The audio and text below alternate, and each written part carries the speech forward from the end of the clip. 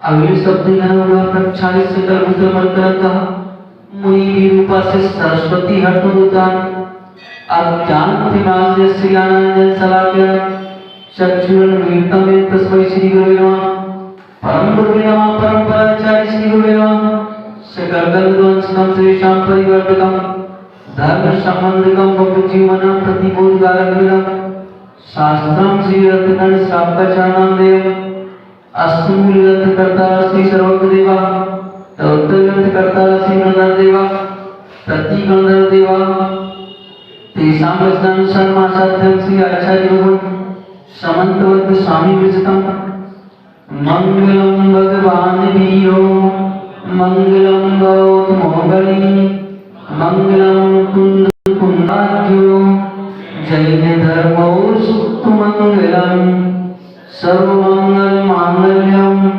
सर्वकल्याणकारकम प्रदानं सर्वधर्माणां जैनं जयतु शासनं जैनं जयतु शासनं जैनं जयतु शासनं।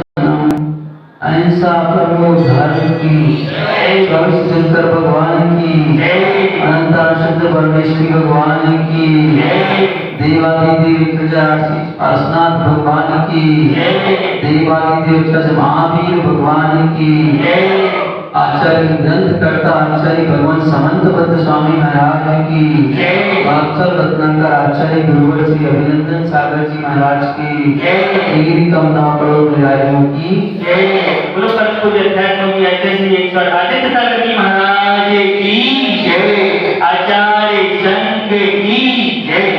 नमस्ते वर्तमानाय निर्वित कलिकालाय सर्वलोकानां त्रिलोकानां यद्विद्यादर्पणायति देशयामि समीचीनं कर्मं कर्मनिबर्हणं संसारदुःखदासत्वां योधरतित्वमे सुखे सद्दृष्टिज्ञानवृतानि कर्मं धर्मेश्वराभिः यदि अप्रत्यनीतानि भवन्ति भवपद्धति श्रद्धां परमार्थानां आप्तागं तपोहतां त्रिगुणामोन्मस्तान्नं सम्यक् दर्शनमस्महम् आप्तोत्सन्नदोषेण सर्वज्ञानगवेषिणा अभितव्यं योगेन अन्यथा ज्ञातव्ये क्षुद्रपाशाजरातन्तु जन्मान्तर्भयस्य नरागद्वेषमोहाश्च यस्याप्तासा प्रकीर्ति कल्लेशी परं ज्योतिः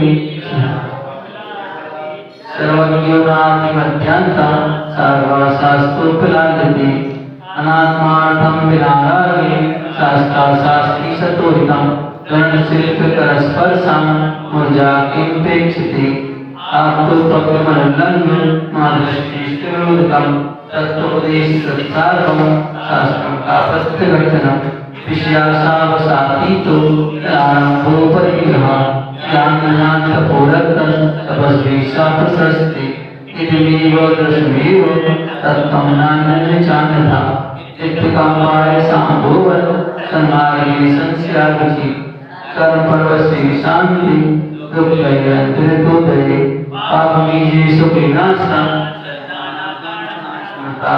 सुभातो सुचौतानि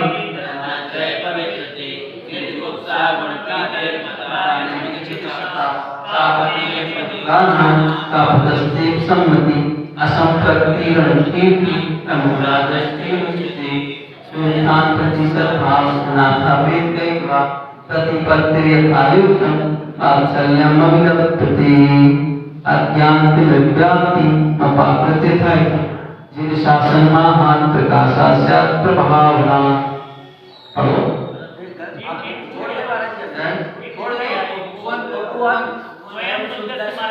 स्वयं शुद्धस्य मार्गस्य बाला सत्यजाश्रियां पाष्टान्यत्र मार्जन्ति तत्त्वा पूर्णं दर्शनाचरणान्त्वा की चलतां धर्मपत्सरे प्रत्यवस्थापनं प्राप्ये स्थितीकरणमुच्यते स्वेत्थान् प्रति सद्भावशरणाप्राप्येति कैत्वा प्रतिपत्तिर्निर्धायोग्यं वात्सल्यम् अभिलप्यते अज्ञानतिविव्याप्तिम् अपाकृत्य जिन शासन महामात्र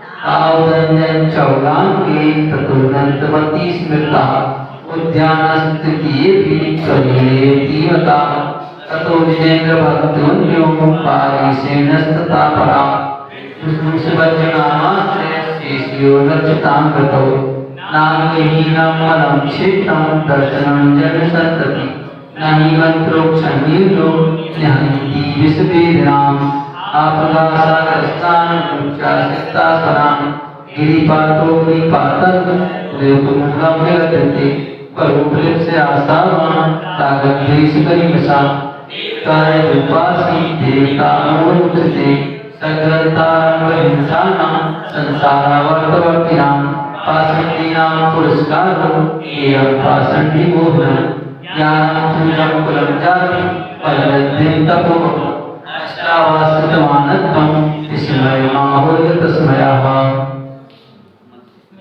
स्मैनोन्यानन्तेति धर्मस्थानगर्भिताशया सोत्तेति धर्मात्मीयं न धर्मो धार्मिकैर्विनाः। यहीं तक अपनी बात चल रही थी। तो यहाँ ये बताया जा रहा है कि अगर कोई व्यक्ति धर्मात्मा का अनादर करता है, किसी युक्तों के अनादर करता है, देखिए हमेशा किसी का अनादर बिना अहंकार के होता है। अगर अहम ना हो तो कोई व्यक्ति किसी का अनादर करता है। प्रतिकार करने में और अनादर करने में बहुत अंतर होता है। प्रतिकार कब किया जाता है और अनादर कब किया जाता है? अनादर मान कसाय से प्रेरित होकर के किया जाता है और प्रतिकार जब किया जाता है जब कोई सामने वाला आकर के स्वयं कुछ कर रहा और उससे कहा भी जाए कि भाई ऐसा मत कर और कहने के बावजूद भी ना माने, तब उसका नाम है प्रतिकार करना। तो उसमें अनादर का भाव नहीं होता।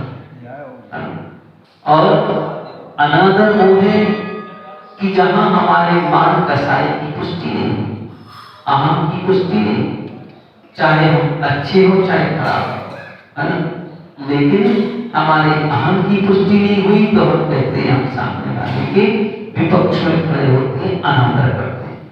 तो ये अनादर अहंकारी जीव करता है, अज्ञानी जीव करता है और प्रतिकार ज्ञानी करता है। वो भी कब करता है?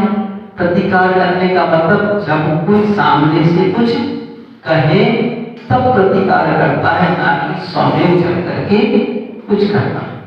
तो ये दोनों चीजों में अंतर हुआ करता है। कोई कहे कि फिर बड़े बड़े जीवों ने लड़ाई बड़ा किया, धर्मात्मा थे वो, सम्यक दृष्टि थी, फिर भी उन्होंने लड़ाई स्वयं नहीं की, लड़ने वाला स्वयं आया तो उनने अपना प्रतिकार किया, बचाव किया।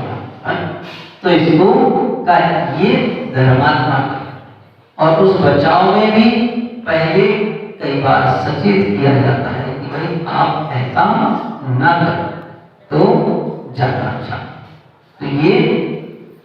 तो यही बात यहाँ पर बताई जाए। तो अज्ञानियों की भाषा में का अज्ञानी प्राणी धर्मात्मा का तिरस्कार करता है और वह किस लिए करता है? तो कहा गर्भ से युक्त होकर के करता है और रत्नात्रय से धर्म में रत्नात्रय रूपी घर में स्थित जीव होकर वह जब तिरस्कार करता है तो वह उसके तिरस्कार करने से का वहां अपने ही धर्म का तिरस्कार होता है, अपने ही धर्म का इस धर्म का ही तिरस्कार होता है। ये बात यहाँ बताएगी। अब तिरस्कार आदि करने से या अहंकार को मद को अपने अंदर धारण करने से और क्या हानि होती है इस बात को यहाँ आगे बता रहे। 27 नंबर स्तुति में यदि पाप निरोधोन्मे संपदा किं प्रयोजनम् अथवा पाशोऽस्त्यन्न संपदा किं प्रयोजनम्। तो देखिए यहाँ बता रहे हैं यदि पाप निरोध होंगे तो का संपदा क्यों प्रयोजन? तो यहाँ बता रहे हैं कि संपदा किसको कहा जा रहा है? कम 8 मदों को। कहा कि यदि पाप निरोधों ने कहा अभी पापों का निरोध चल रहा है, पाप हमारे रुके हुए हैं, तो कहा पापों के निरोध हो जाने पर, रुक जाने पर, और रत्नाकर रूपी धर्म हमारे अंदर है। जब पाप रुकेंगे तो क्या होगा? धर्म आएगा। क्या होगा? हाँ, क्योंकि पाप, क्योंकि धर्म। तो का व्रत की संज्ञा बताई हुई है, हिंसा न दस्ते चोरी ब्रह्म अपरिग्रह वृत्ति कृतम कहा होगा। मतलब का व्रत की परिभाषा क्या है? तो उन्होंने कहा इन 5 पापों के रोक देने का नाम ही व्रत है। 5 पाप दूर हुए तो व्रत ही हो गए। तो यहाँ कहा कि जिस समय पापों का निरोध हो गया, रुक गए पाप। जब पाप कब रुकेंगे? का जब रत्नात्रय रूपी संपदा प्राप्त हो जाए। तो यहाँ कहा यदि पाप निरोध होने, तो का यदि पापों का निरोध चल रहा है और पापों का निरोध हो गया तो का रत्नात्रय रूपी धर्म प्रकट हो गया है। जिस समय वह रत्नात्रय रूपी धर्म प्रकट है, तो फिर कहा यदि पाप निरोध होने अन्य संपदा के प्रयोजन। तो यहाँ निकला कि फिर हमें इन अन्य संपदा से कौन सा प्रयोजन रहा? कौन सी संपदा? ये संपदा जो 8 मद रूपी है, ज्ञान पूजम कलम जाति वैद्यम तपो कहा है कि अन्य संपदा।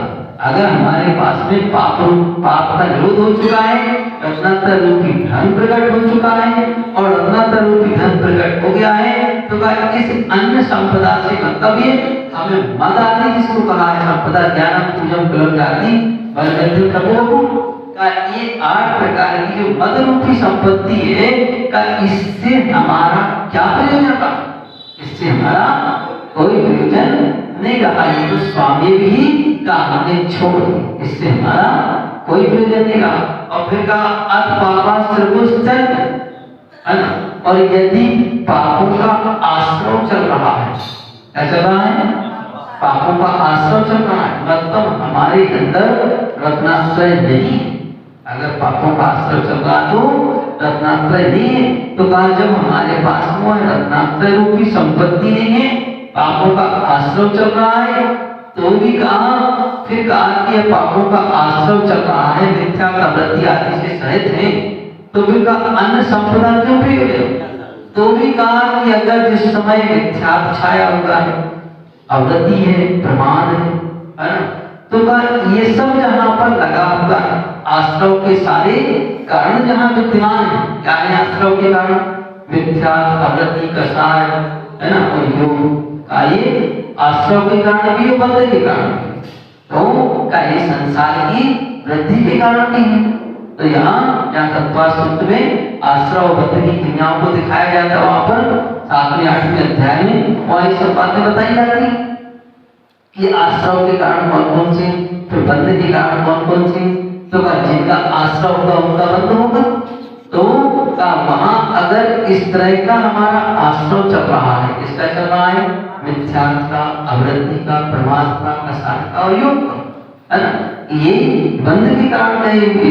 तो इनका आश्रय चल रहा है और बंध भी इनका हो रहा है। तो फिर कहा अगर हमारे पास में ये सब संपत्ति है, कौन सी? ज्ञान भी है, प्रतिष्ठा भी है, पूजा भी है, शरीर में ताकत भी है ना, और प्रसिद्धि भी है, सुंदर शरीर भी है और धन संपदा भी है। तो कहा ये सारी संपदा से क्या प्रयोजन रहा? कि संपदा कोई मूल्यवान नहीं है। क्यों मूल्यवान नहीं है? क्योंकि पापों का जब आश्रय चल रहा है, तो कहा भाई जब पापों का आश्रय चल रहा है, उसका बीज बोया जा रहा है, तो उसमें फल भी पाप रूप लगेगा, पाप रूप वृक्ष खड़ा होगा, और पाप रूप वृक्ष में तो का अशुभ गति रूप फल लगेगा। कौन सा? गति और नरक गति रूप फल लगेगा। तो फिर कहा ये संपदा हमारे लिए किस काम आई? इस संपदा से तो संपदा तो वो है जिससे सुख मिले, और ये संपदा तो दुख देने वाली है। तो कहा ऐसी संपदा से हमारा कोई प्रयोजन नहीं रहा। जब जिस संपदा से हमें दुख मिलने वाला है, भाई ऐसी दुर्लभ संपदा से भी अब हमारा क्या प्रयोजन। तो यहाँ पर दोनों प्रकार से बता दिया कि ऐसी संपदा कोई प्रयोजनकारी नहीं है कि जिससे हमें दुख की प्राप्ति हो जाए। संपदा तो वो ही सही है जिस संपदा से सुख की प्राप्ति हो। तो यहाँ किसका निषेध किया जा रहा है? यहाँ इस 8 मद अहंकार रूपी संपदा का निषेध किया जा रहा है कि ऐसी संपत्ति अगर हमें पूर्व पुण्य के योग से प्राप्त हो गई है ना, क्या हो गया? ज्ञान भी प्राप्त हो गया, कुल भी अच्छा हो गया, जाति भी अच्छा हो गया, प्रसिद्धि भी हो गई, लोग चाहने भी लगे, धन संपदा भी आ गई, तन भी सुंदर मिल गया है ना, और का प्रसिद्धि भी है। तो का ये सारी संपदाएं अगर हमारे पास होकर के भी क्या चल रहा हो? का पाप का आश्रय चल रहा हो। क्या चल रहा हो? पाप का आश्रय कौन सा कहेंगे यहाँ? मिथ्या आवृत्ति रूप पाप का आश्रय चल रहा हो। तो अब कोई कहे कि हम थोड़ी ना पाप का आश्रय कर रहे, तो कहा पाप के आश्रय के लिए पहले हमें, यहाँ तो सामान्य सी बात कह दी गई, हमें उधर जाना होगा जहां इन सबके आश्रमों के कारण बताए। कहाँ जाना होगा? तत्वार्थ सूत्र के 6वें अध्याय पर जाना होगा कि वहां का तत्वार्थ सूत्र में जहां पाप आश्रय बताया है, तो का पाप के आश्रय किन किन कारणों से होते हैं, तो का मिथ्यात्व का आश्रय कैसे होता है। तो हमने मिथ्यात्व के आश्रय का कारण बताया है। क्या बताया है आज? केवली श्रुत संग देवा वर्ण पादो दर्शन मोहस्व।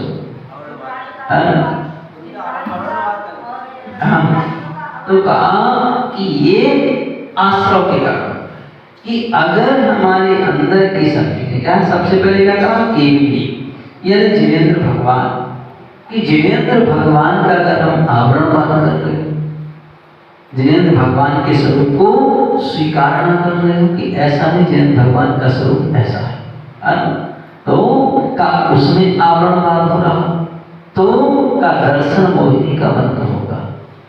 फिर इसके बाद केवली के बाद श्रुत का आवरणवाद चल रहा है ना।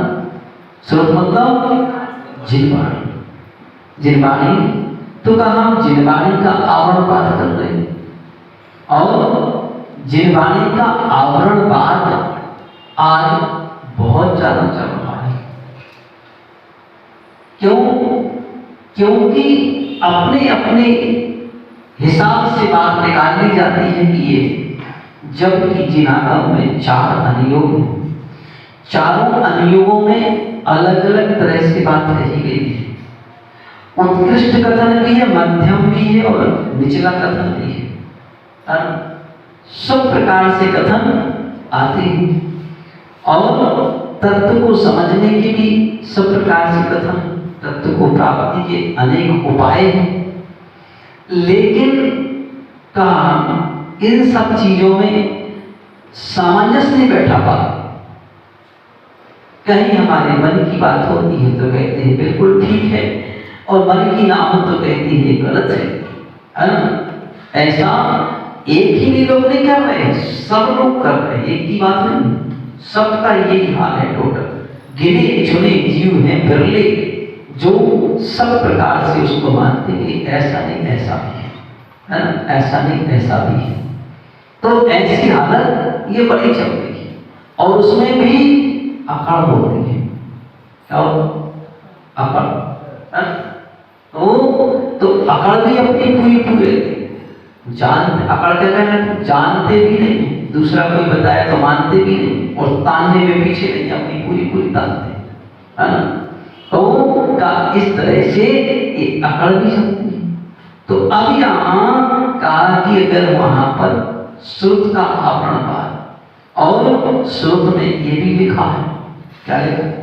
जीव कांड में लिखा हुआ है कि अगर आप जिनवाणी के एक शब्द पर भी अश्रद्धा करते हैं, क्या करते हैं? एक शब्द पर, तो तत्काल आप अज्ञानी मिथ्या दृष्टि है ना। ऐसा जीव मार्ग में लिखा हुआ है। और यही बात भगवती आराधना में भी लिखी हुई है। अब एक दो ग्रंथों में और भी आगे पढ़ी हुई ध्यान नहीं है उसमें। तो ये इस तरह से जब लिखा हुआ है तो का हम तो जानबूझ करके मिथ्या दृष्टि करते हैं, है ना?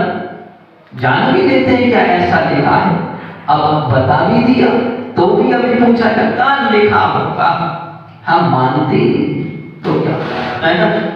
अगर मानते नहीं हो तो फिर कहने से साफ है ना? कहा तो इस तरह से कहा कि जब अगर हमने सुन लिया, जान लिया और फिर भी इसके बावजूद भी अगर हम उसको इनकार कर दें तो फिर सारा मामला वही गड़बड़ हो जाता है। तो का अभी तो इसलिए जिनवाणी को लेकर के तो आज के समय में विवाद की कोई कमी नहीं है और संपूर्ण रूप से ऐसा नहीं कि सबके अंदर एक जैसी धारणा है ना? तो जिसकी जैसी धारणा बनी वैसा कार्य चलता रहता है, इसमें कोई परिवर्तन करने की चीज नहीं हो रही और होगा भी नहीं, क्योंकि परिवर्तन हो जाएगा तो भी जिनवाणी झूठी हो जाएगी। समस्या ये भी है ना? हाँ बिल्कुल, एक काल का प्रभाव कहना चाहिए और दूसरी कोई बात नहीं कहना चाहिए। हाँ, क्योंकि अगर परिवर्तन हो जाएगा तो जिनवाणी फिर झूठी हो जाएगी, क्योंकि उसमें ये भी लिखा कि धर्मात्माओं की संख्या कितनी होगी, ये भी लिखा है ना? सो फिर झूठी हो जाएगी। सो इसलिए परिवर्तन होगा भी नहीं और ज्यादा प्रयत्न करने की आवश्यकता भी नहीं है। जैसा है सो शांति से अपना काम करते जा और आगे बढ़ते जा, इसी में सार है ना? और इसी में सार बिल्कुल नहीं है ना? तो इसलिए और अगर बहुत ज्यादा परिवर्तन करने की सोची सो अपने अंदर कर्तव्य बुद्धि आ जाएगी, मैंने ऐसा कर दिया, वो भी नहीं करता, इसमें तो कुछ नहीं किया भाई, मैं तो सामान्य से चल रहा हूँ, जो हो जाए तो हो जाए, ना हो जाए तो ना मोरी लगता है ना? उसमें जी तो पुरुषार्थ है, क्या पुरुषार्थ का एक मतलब थोड़ी है कि अपन अपने को डुबा के करो पुरुषार्थ, अपन अपने को गड्ढे में डाल के पुरुषार्थ करने थोड़ी ना। और वैसे पुरुषार्थ का अर्थ तो बिल्कुल सीधा सीधा है, पुरुष का अर्थ आत्मा होता है। पुरुषार्थ सिद्धि उपाय में अमरचंद्र स्वामी ने बताया कि पुरुष का अर्थ क्या होता है, आत्मा, और आत्मा की प्राप्ति के लिए जो हम व्यापार कर रहे हैं उसका नाम पुरुषार्थ है, तो उसके लिए तुम्हारे ऊपर चला ही जाता है। अब उस हमारे व्यापार से सामने वाला को सीख जाए तो सीख जाना, सीख जाए तो कोई भी कर ले, हमारा अपना काम तो हो ही रहा है ना? हम अपना काम करें। तो इसलिए क्योंकि अगर दूसरे के करने में डूब जाएंगे, हमें ऐसा करना, हमें ऐसा, उसमें भी कर्तव्य बुद्धि है, तो कर्तव्य बुद्धि भी नहीं लाना कि मैंने ऐसा कर दिया है, वो उससे ही बचना है कि कहीं अपने गड्ढे में ना डूब जाए। तो का नेचुरल सामान्य से जितना हो जाए और सहजता से जितने में अपने परिणाम लावे और सामान्य से काम हो जाए तब तो बात बिल्कुल ठीक है। और जहां अपने को भी गलत होने लग जाए तो कहा फिर ऐसा पुरुषार्थ भी किसका होगा कि जहां अपने डूब जाए वहां तो कहा उसका नाम फिर पुरुषार्थ नहीं आएगा, तो वो तो मोही की दशा हो जाए कि हम अपने को इतना कर्तव्य में डुबाते चले जा रहे हैं कि मैं ऐसा कर रहा हूँ, मैं ऐसा कर रहा हूँ, है ना? फलाना मेरी सुनते ही नहीं है, फलाना मेरे अब सुनो तो सुने, सुन तो कोई बात नहीं, ये भी तो आता। अब वो क्यों नहीं सुन रहा है तो इसमें भी एक कारण होता है ना? कारण क्या है कि अपना भी तो पुण्य हो कि सामने वाला कोई सुन ले, है ना? इतना भी तो हो, अपने में इतना पावर तो हो, जब पावर हो तो सुनेगा, और पावर के लिए भी कारण चाहिए, है ना? उसके लिए भी कारण चाहिए कि जो दूसरे व्यक्ति हमारी ओर आकर्षित हो जाए, इसके लिए भी एक कारण चाहिए। क्या चाहिए कारण? वो एक नाम करने की प्रवृत्ति होती है ना? कि जिससे दूसरा जीव अपन से प्रीति करने लग जाए। अब वो कारण अपने अंदर हो तो जाकर के वो प्रवृत्ति बनेगी, और अगर अपन ने अपने पूर्व जीवन में या वर्तमान जीवन में उस कर्म को संग्रहित किया हो, वैसे तो कर्म संग्रहित करने की आवश्यकता है, लेकिन ये कर्म को संग्रहित करने के लिए हम कार्य नहीं करते, हम करते हैं अपना कर्तव्य निर्वाह करने के, कोई कहे कि क्या कर्मों को आश्रय करने के लिए ये कहा जाता है कि तुम ऐसा काम करो, इसके लिए बिल्कुल नहीं कहा जाता। ये कहा जाता है कि जो हमारा जिस पद के अनुसार कर्तव्य है उस कर्तव्य का निर्वाह करना है, और उस कर्तव्य का निर्वाह करते हुए फिर जो पुण्य होना है, जो कर्म आना है तो वो आएगा। उसके लिए हम कर्म के लिए थोड़ी ना कोई कार्य कर रहे हैं, कर्म के लिए कोई कार्य नहीं, इसके लिए कर रहे अपना कर्तव्य निर्वाह करने के लिए कर रहे कि हमारे इतने कर्तव्य बताए, और बिना कर्तव्य किए भी भगवान नहीं बनेंगे, ये भी ध्यान है ना। जिस अवस्था में जैसे हैं वैसे करने के लिए भी कर्तव्य करना आवश्यक है ना। तीर्थंकर प्रकृति के बंध के लिए भी 16 कारण भावनाएं मानी जाती, 16 कारण पर्व चल रहा, तो उसमें कहा है आवश्यक परिहारण्य। एक भावना ये भी है ना कि अपने आवश्यकों को करना अनिवार्य है। किसकी आवश्यकों को? तुम्हारे आवश्यक तुम करोगे, हमारे आवश्यक हम करेंगे, है ना। का अपने अपने आवश्यकों को करना भी अनिवार्य है। तो ये भी उसके साथ एक भावना समाहित है। तो चलिए इन सब को देख करके कि हम कर्म करने के लिए क्रिया नहीं कर रहे, हम अपना कर्तव्य कर रहे हैं। अब उस कर्तव्य के फलस्वरूप जो आश्रय होना है वो नेचुरल होगा ही, उसमें कोई बड़ी बात नहीं। तो यहाँ पर अपनी बात चल रही थी, तो कहा ये भी शुद्ध और संग, है ना। संग मतलब साधुओं का समूह, है ना। मुनि हरि का श्रावक श्राविका ऐसा भी एक संघ का समूह है। दूसरा हुआ होता है, दूसरा समुदाय ऐसा ही बताते कि ऋषि मुनि यति और अनगा, ये 4 प्रकार के भी साधु। तो ये अलग अलग प्रकार से, तो ऋषि मुनि यति और अनगा ये साधुओं का संग वर्तमान में नहीं होता है। क्यों नहीं होता है? क्योंकि वर्तमान में केवल अनगा है, ऋषि कहलाते हैं रिद्धिधारी, है ना। तो का इस तरह से, और मुनि भी उसी रिद्धिधारी में कुछ विशिष्ट आते हैं, है ना। और तो कहा कि इसमें ऋषि मुनि यति, और यतियों के लिए कहा जाता है कि जो श्रेणी आदि धारण करने वाले वो यति कहलाते हैं, और अंगार कहलाते हैं षष्ठम स्थान और सप्तम स्थान में परिवर्तन करने वाले साधु, सामान्य साधु जिनके पास में जो भी पंचम कार्य होते हैं, कि इनके पास वृत्तियां आती नहीं है। तो इस तरह से का इस समय साधुओं में अंगार होते हैं। तो इस तरह का इन सब की व्यवस्था यहाँ बताई। तो अब वह संघ व्यवस्था, तो अब संघ के बारे में भी आजकल बहुत सारी भ्रांतियां चलती, गलतियां चलती हैं। जिसको भी समझ में आया तो करता है, नहीं आया तो नहीं करता है, कोई बात नहीं, कोई बात नहीं उसमें, जैसा चल रहा वैसे चल रहे, कोई कहीं विकल्प की आवश्यकता ही, है ना। तो लेकिन इन सब से, और देववर्ण भाग, देवों का भी आवरण भाग, है ना।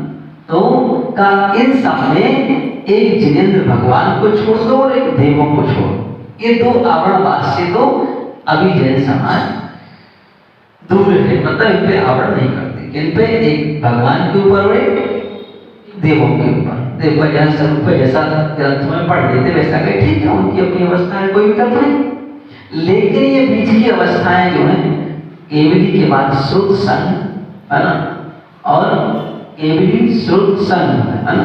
तो कहा श्रुत, जिनवाणी और संघ, इन 2 के आवरण बाद से इस समय बहुत ज्यादा प्रक्रिया चल रही है, और आदमी इनसे अकारण ही पाप का संग्रह कर रहा है।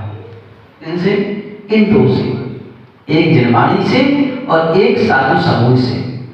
पुण्य कमाने वाला पुण्य कमा रहा है, अधिकांश प्राणी पाप अर्जन कर रहे हैं। बहुत है अल्प जीव पुण्य कमा रहे हैं, बाकी पाप का संग्रह ज्यादा कर रहे हैं। अब आप कहोगे कि कैसे कर रहे हैं? तो सबसे बड़ा पाप कौन सा है? सबसे बड़ा पाप मिथ्यात्व, इससे बड़ा कोई पाप नहीं। और हम जिनवाणी की भी निंदा करने में बिल्कुल खुले हस्तमुख बोल देते हैं, और साधु संघ की निंदा में भी खुले हस्त बोलते हैं।